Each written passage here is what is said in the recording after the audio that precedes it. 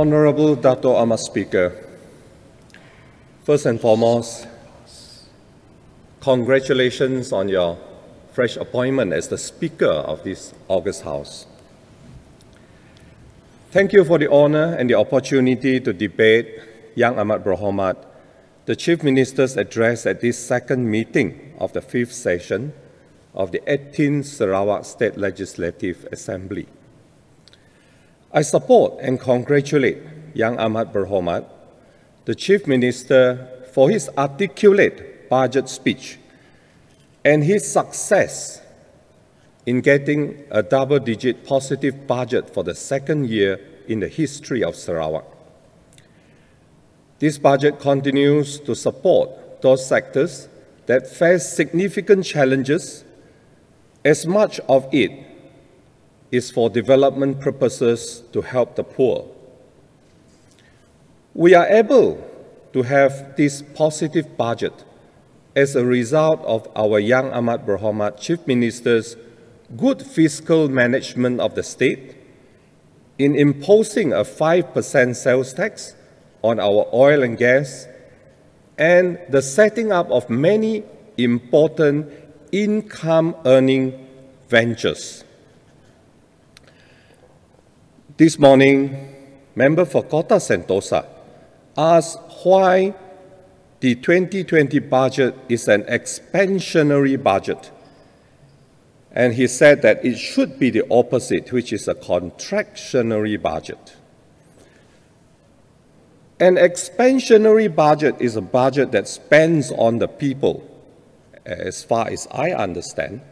And our CM Abang Jo is spending on the people. A contractionary budget, on the other hand, is a budget when there is reduced spending. Member for Kota Sentosa said in these times of COVID, the state government should not have a surplus budget, that the government should have a deficit and should be spending on the people, And he said that this should be called a contractionary budget. I am not an economist, but a contractionary budget, we only have a contractionary budget when there is high inflation, when the economy is overheated, and we want to put some limits on the flow of money in the economy.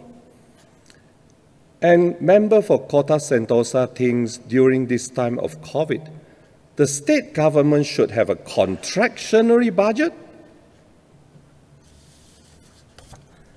I hope that a member for Kota Sentosa is not trying to twist words around again and trying to fool our people. I certainly hope not. Dato' Ahmad Speaker, while the opposition tries to paint an ugly picture of GPS to the rakyat, we must correct the lies and let our people know the truth. Under the tenure of our Chief Minister, CM Abang Jo, a lot of positive happenings and goodies have been benefiting Sarawakians in big ways. Right before our eyes, we have recently seen Petronas handing over a check for 2.956 billion to the Sarawak government as state sales tax on petroleum products.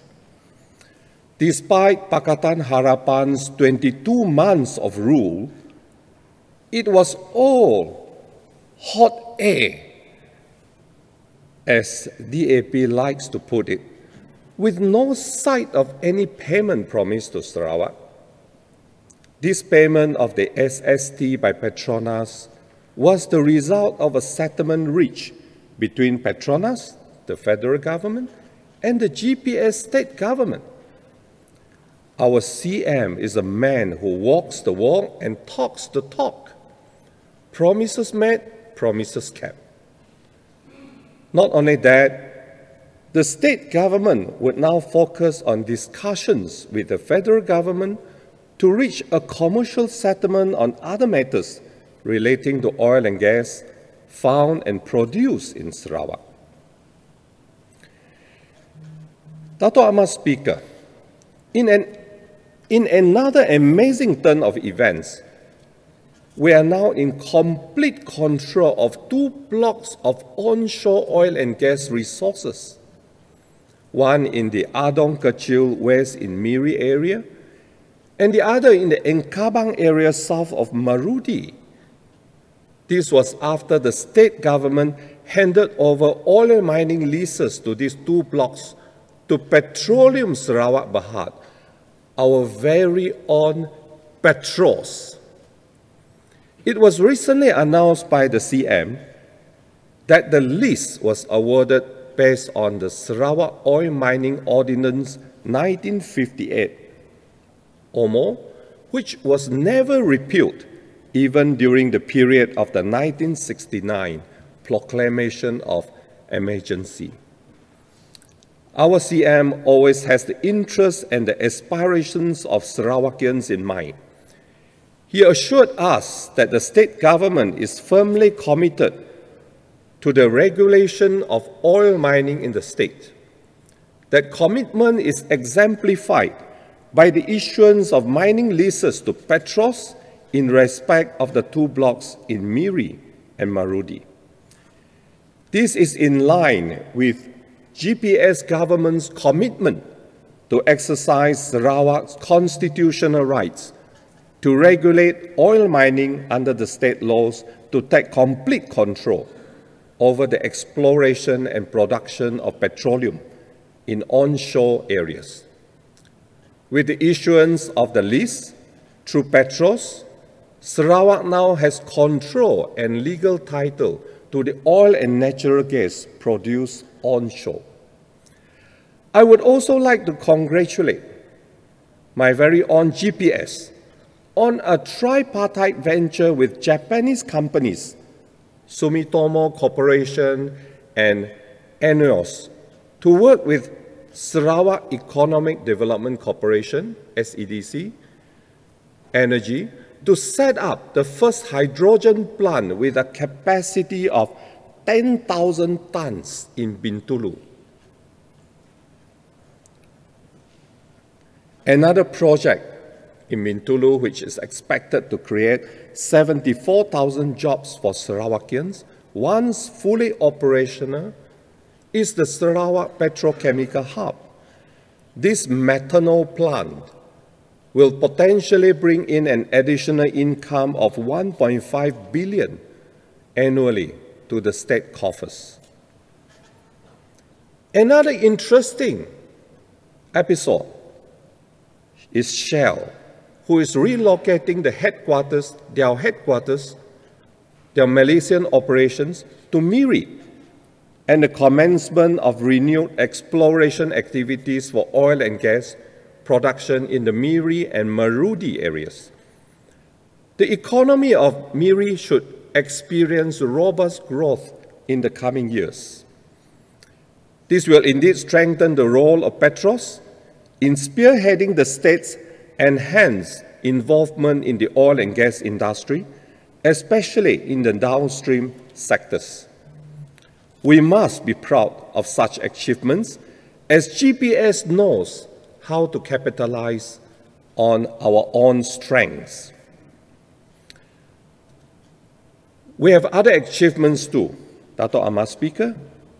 We have seen encouraging developments in the digital economy, which is clearer than ever during COVID-19. Our friends at the Sarawak Multimedia Authority and the Sarawak Information Systems, SINS, have worked tirelessly to provide solutions to contact tracing during this pandemic. SMA has introduced a digital wristband where health authorities can trace wearers and establish COVID-19 hotspots. Here again, in digitalization, we can see the foresight our CM Abang Jo has in making Industry 4.0 his main objective since way back in 2017.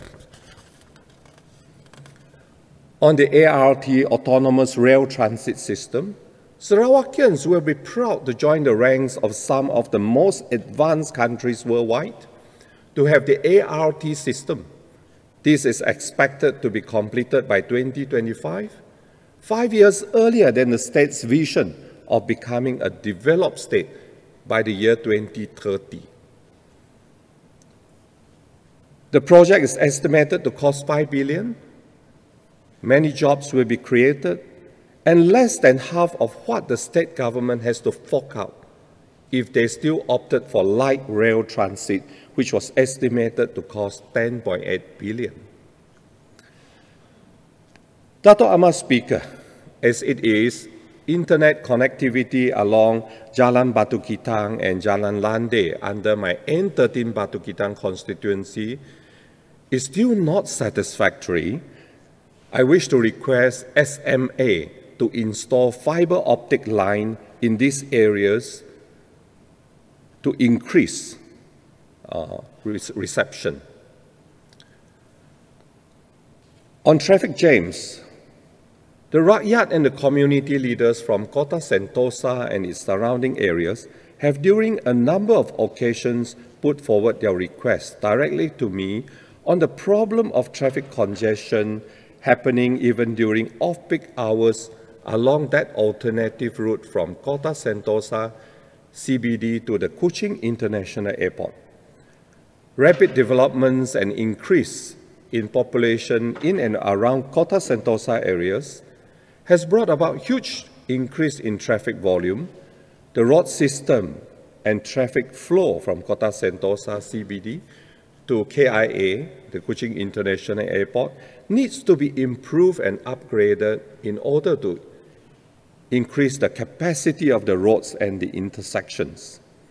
One of the main factors that affects the flow of traffic is due to the fact that there is no provision of direct access from Kota Sentosa CBD to KIA.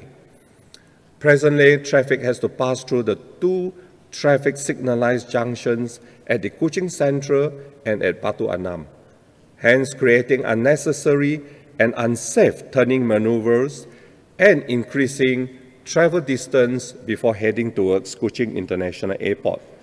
This has in turn imposed heavy traffic loading along the section of the road fronting Kuching Central and has created a heavily congested situation.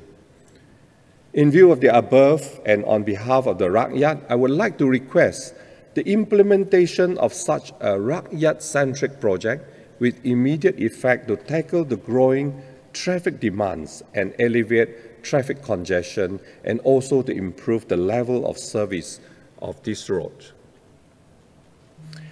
Dato' Amar Speaker, on another road issue, I wish to make a request from the state government for the construction of our proposed Jalan Dato' Amar Stephen Yong with Jalan Dato' Amar Wee Boon Ping, that T-junction, to Jalan Batu Kitang and Dato' Amar Stephen Yong T-junction.